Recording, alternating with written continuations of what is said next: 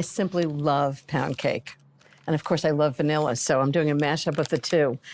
I'm making vanilla cream cheese pound cake. It's so good, and it's just kind of a little decadent. So I'm starting with 3/4 of a pound of butter. Next is the cream cheese. I need 8 ounces and 2½ cups of sugar. I think most people don't even know why it's called pound cake, but it was originally a pound of butter, a pound of flour, a pound of sugar, and a pound of eggs. And that's why it's called pound cake.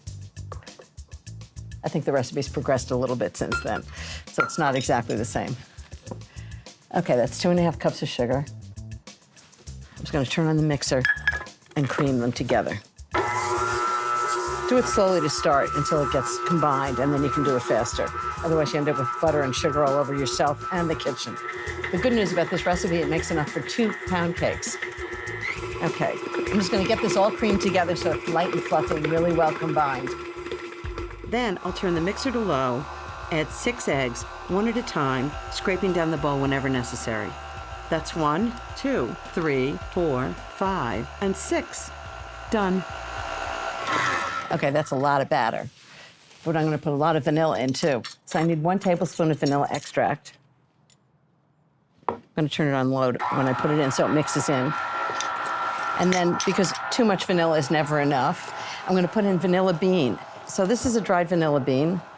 I'm gonna slice it down the middle and scrape the seeds out. Now, the thing about vanilla is it's got a little bit of bitterness that I think really is important in bringing down the sweetness. A lot of vanilla seeds, and that just goes right in. It's not only gonna taste like vanilla, really intense vanilla flavor, but it's gonna look like vanilla too. I'm just gonna scrape down the bowl, just make sure it's all really well mixed, and then I'm gonna add the flour. And it turns out vanilla beans come from an orchid. Who knew?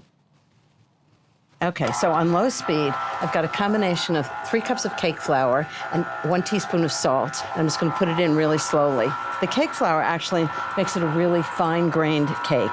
If you can't find cake flour, what you can do is substitute for each cup of flour, take out 2 tablespoons of the flour and replace it with 2 tablespoons of cornstarch, and you get approximately the same qualities as cake flour.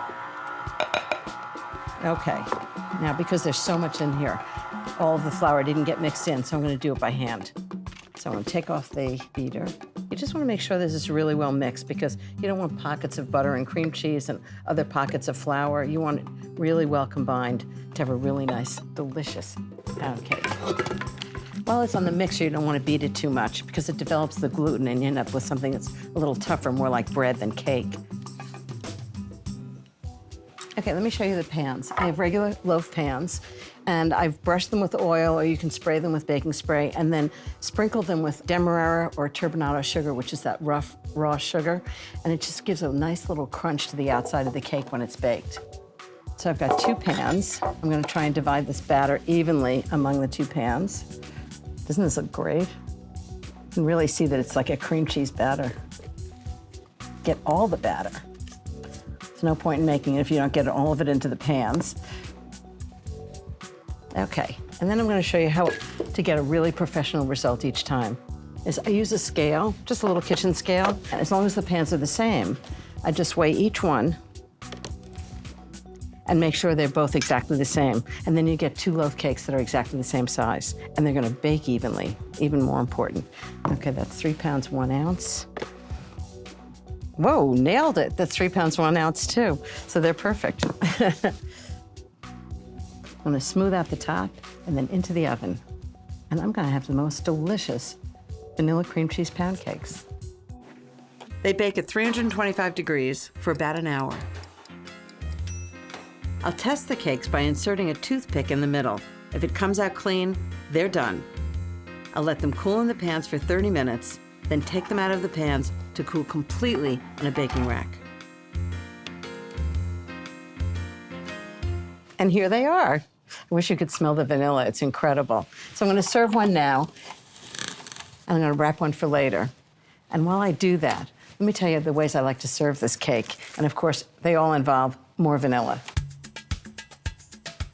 The first involves a tub of good vanilla ice cream. Allow it to melt, and it turns into a shortcut creme anglaise. I pour 2 tablespoons onto a plate and just tilt it so the bottom of the plate is covered. Then put a slice of pound cake right on top and a sprinkling of fresh raspberries right in a line. Now another idea, you pour a pint of creme fraiche into a bowl, add 3 tablespoons of honey, half a teaspoon of vanilla extract, and the seeds from half a vanilla bean, and stir it together with a whisk. Then, put a slice of the vanilla pound cake onto a plate, drizzle it with the honey vanilla creme fraiche, just a sprig of mint, and dessert is ready. So those are some great ways to serve it, right? But my favorite is au naturel, just as it is.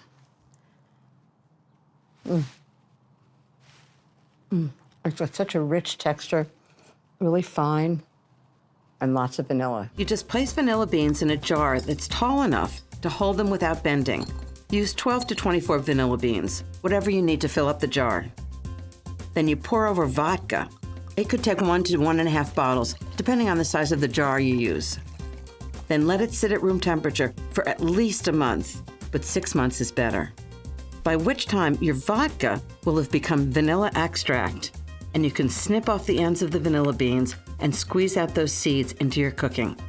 So that's pretty easy for something that's been going for 30 years. It's only 2 ingredients. And every once in a while, I just top it off with more vodka and more vanilla beans. I would use it as cologne if I could. I know you can make all kinds of fancy cookies, but I personally have a weakness for really simple ones, like these vanilla shortbread. They're made with really good vanilla extract and vanilla bean, and they're simple, buttery cookies. I love them.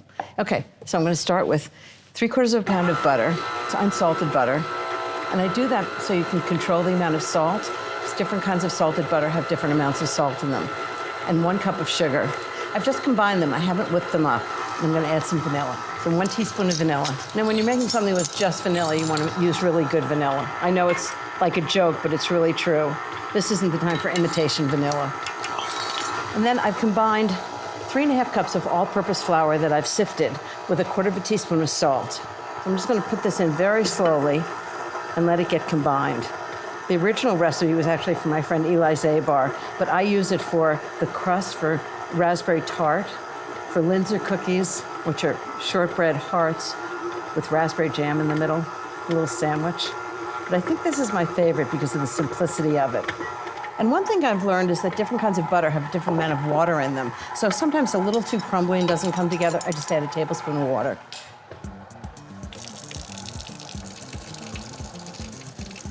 You want it to be crumbly, but just come together. That should do it. Okay, this looks perfect now. I'll show you what it looks like. And take it off the beater. Okay, now I'm just gonna flour the board and form the dough into a disc. I love these cookies. I can't wait till they're done. Okay.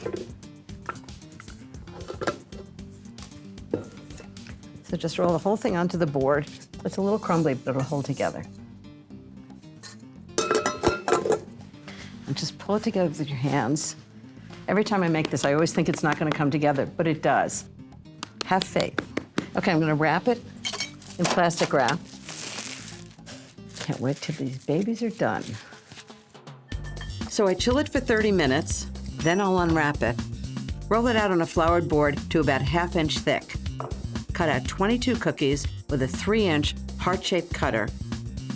I'll use a spatula to lift the cookies off the board, place them on sheet pans lined with parchment paper. Sprinkle them with sugar, into the oven to bake at 350 degrees for 20 to 25 minutes. Then I just let them cool in the pan and transfer them to a baking rack set over a sheet pan for the next step. Time to make the glaze. As though the vanilla shortbread hearts aren't delicious enough, I decided it would be nice to make a vanilla glaze. So I need about 1 cup of confectioner's sugar, and I'm gonna add about 1 teaspoon or 2 of water. It's pretty hard to guess exactly how much water, so I'm gonna put like 1.5 teaspoons in. And to get more vanilla flavor, I'm gonna put some vanilla bean in it, like maybe about 1/4 vanilla bean. Cut it down the middle, and then just run your knife along the inside, and you'll get vanilla beans right from the inside of it. So you can see them right there. So I'm just gonna whisk this, and then just add a little more water until I get exactly the right consistency. I want it to be pourable, but very thick. Just a few drops at a time. because it gets to the right consistency really fast. And you don't have to worry if the confectioner sugar is a little lumpy because you're gonna whisk it anyway. Okay, this should be right. It's very smooth and it's thick but pourable. Okay, I think the common way to glaze a cookie like this would be to glaze the whole thing. But I think it's gonna be more interesting. I'm gonna show you what I'm gonna do. I'm gonna do a drizzle on it with a little teaspoon and just go back and forth over the cookie. And that way you see the cookie and the glaze, just like that.